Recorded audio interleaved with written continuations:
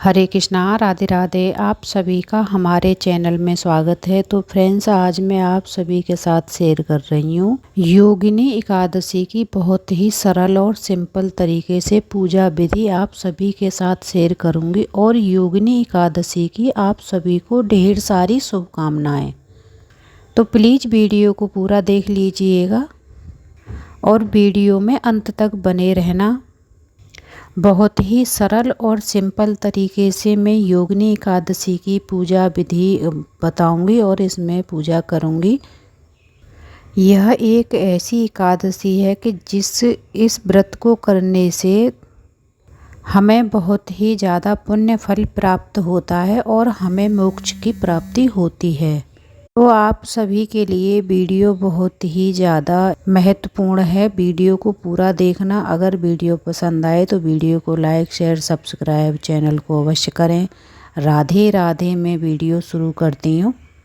तो देखिए, हमें सबसे पहले सुबह ब्रह्म मुहूर्त में उठना है और अपने सभी कामों से निवृत्त होकर के स्नान आदि करके सबसे पहले हमें करना है तुलसी पूजन। तो देखिए, तुलसी में हमें जल तो चढ़ाना होता नहीं है उस दिन, तो हम ऐसे ही भाव स्वरूप से जल के छींटे लगाएंगे और पूजन कर लेंगे। कुमकुम से टीका करेंगे ऐसे ही दूर से तुलसी माता को, और वस्त्र स्वरूप में कलाया चढ़ा देंगे और पुष्प अर्पित करेंगे। और फिर एक घी का दीपक प्रज्वलित करके बहुत ही प्रेम पूर्वक हमें आरती कर लेनी है।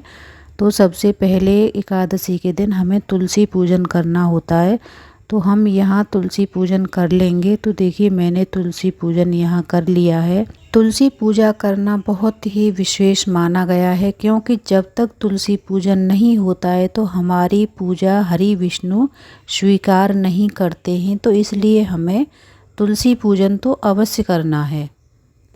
और सूर्य नारायण को एक लोटा जल अर्पित करेंगे। फिर आते हैं हम अपने पूजा स्थल पर, जहाँ भी हमें पूजा करनी है। आप चाहे मंदिर में पूजा करो या फिर आप अलग से चौकी लगा करके पूजा कर रहे हैं, तो आपको चौकी पूर्व दिशा में लगानी है। और जहाँ भी हमें चौकी लगानी है वहाँ अच्छे से हमें उसको साफ़ कर लेना है और उस पर गंगा जल के छींटे लगा लेने हैं। और फिर चौकी लगा के उस पर कोई आप पीले कलर का आसन बिछा लें। तो देखिए, इस तरीके से मैंने यहाँ आसन बिछा लिया है पीले कलर का। अच्छे से इसको गंगाजल से शुद्ध कर दिया है जहाँ मैंने ये चौकी लगाई है। आप चाहें तो अपने घर के मंदिर में भी पूजा कर सकते हैं, नहीं तो आपके आसपास मंदिर है तो आप मंदिर में भी जाके पूजा कर सकते हैं। आसन लगाने के बाद यहाँ मैंने थोड़े से तिल का आसन दिया है। तो सबसे पहले हम पूज्य परम श्री गणेश जी भगवान को विराजमान करेंगे, क्योंकि सबसे पहले पूजा में हमें गणेश भगवान की स्थापना करनी होती है। तो यहाँ मैंने गणेश भगवान को विराजमान कर लिया है। अगर आपके पास गणेश जी की मूर्ति है तो आप विराजमान कर सकते हैं, नहीं है तो आप सुपारी से भी गणेश जी बना सकते हैं। और फिर मैंने एक दूसरा आसन लगाया है। अगर आपके पास सत्यनारायण भगवान की फ़ोटो या फिर प्रतिमा है तो आप उन्हें विराजमान कर लीजिए, और नहीं है तो फिर आप अपने लड्डू गोपाल जी को भी पूजा कर सकते हैं विराजमान करके, अच्छे से श्रृंगार करके। तो मैंने यहाँ तिल का आसन दे करके गणेश भगवान और श्री सत्यनारायण भगवान विष्णु जी को भी विराजमान कर लिया है। अगर आपके पास लड्डू गोपाल जी हैं तो आप उन्हें अवश्य पूजा में शामिल करें। तो यहाँ मैंने अच्छे से श्रृंगार करके स्नान आदि करवा के अपने लड्डू गोपाल जी को भी पूजा में विराजमान कर लिया है। और देखिए, जब भी हम पूजा करते हैं तो सबसे पहले हमें घी का दीपक जलाना है। तो यहाँ मैंने पहले घी का दीपक का पूजन किया है। यहाँ देखिए, जिस भी पात्र में हम दीपक जलाते हैं उस पात्र में मैंने एक स्वास्तिक बनाया है, और स्वास्तिक बनाने के बाद इसमें एक देसी घी का दीपक प्रज्वलित किया है और उस दीपक का पूजन भी कर लिया है। और दीपक का पूजन करने के बाद मैंने यहाँ पुष्प चढ़ा दिए हैं और थोड़े से तिल भी चढ़ाए हैं। यहाँ गाय का, अगर आप चाहें तो गाय के घी का दीपक जला सकते हैं, नहीं तो आप तिल के तेल का भी दीपक जला सकते हैं। तो यहाँ मैंने घी का दीपक जलाया है और इसमें तिल प्रज्वलित किए हैं। एकादशी के दिन हम चावल नहीं चढ़ाते हैं, तो इसलिए हमें तिल का ही प्रयोग करना है। यहाँ मैंने तिल चढ़ा दिए हैं। कहते हैं कि जितने हमारे तिल चटकते हैं उतने ही हमारे दुख कष्टों का निवारण होता है। घी का दीपक प्रज्वलित कर दिया है। अब हमें यहाँ सभी भाव स्वरूप से स्नान करवाना है, जल के छींटे लगाने हैं और फिर चंदन से टीका किया है। और भाव स्वरूप में हम वस्त्र स्वरूप में हमें कलावा समर्पित करना है। तो यहाँ मैंने गणेश जी को और सत्यनारायण भगवान को जनेऊ चढ़ाया है वस्त्र स्वरूप में।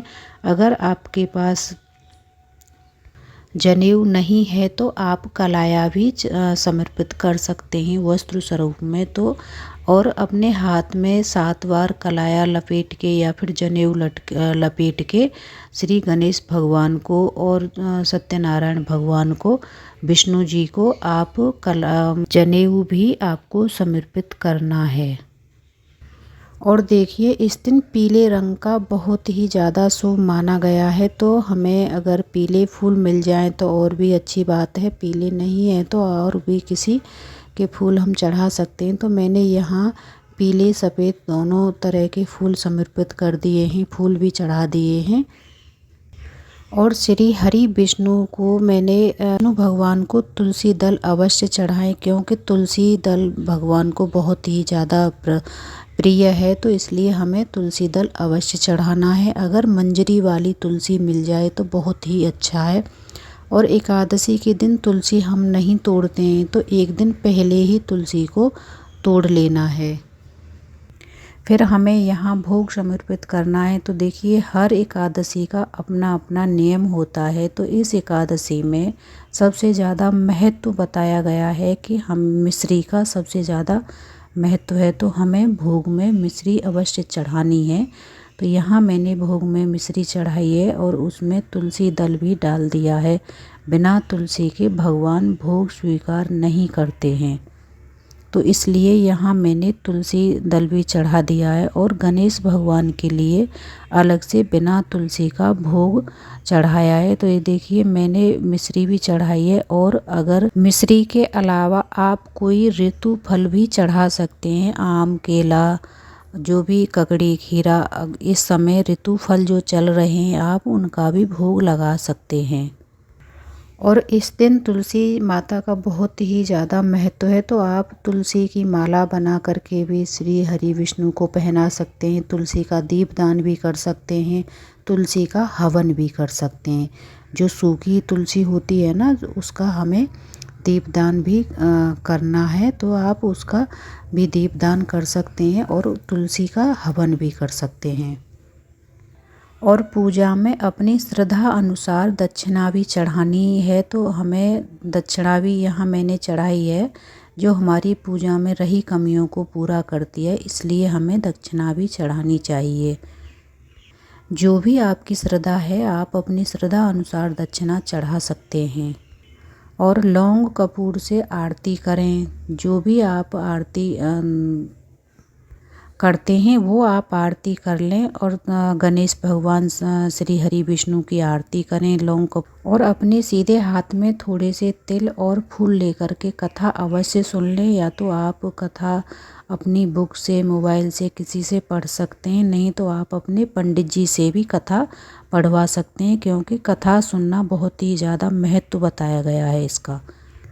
और कहते हैं जो भी मनुष्य इस योगिनी एकादशी का व्रत करता है उस मनुष्य को 88,000 ब्राह्मणों के भोजन कराने का फल मिलता है, जो भी एकादशी का व्रत करता है। और सभी रोगों से मुक्ति मिलती है और घर में हमेशा सुख शांति बनी रहती है। और जाने अनजाने में हमसे कोई पाप हो जाता है तो उस पाप को और हमें मोक्ष की प्राप्ति होती है। राधे राधे, जय श्री कृष्ण। योगिनी एकादशी की बनी ये छोटी सी वीडियो आप लोगों को कैसी लगी अगर वीडियो आपके लिए थोड़ी बहुत भी यूजफुल हो तो आप अपने सभी दोस्तों में शेयर करें और कमेंट बॉक्स में जय श्री हरि विष्णु अवश्य लिखें।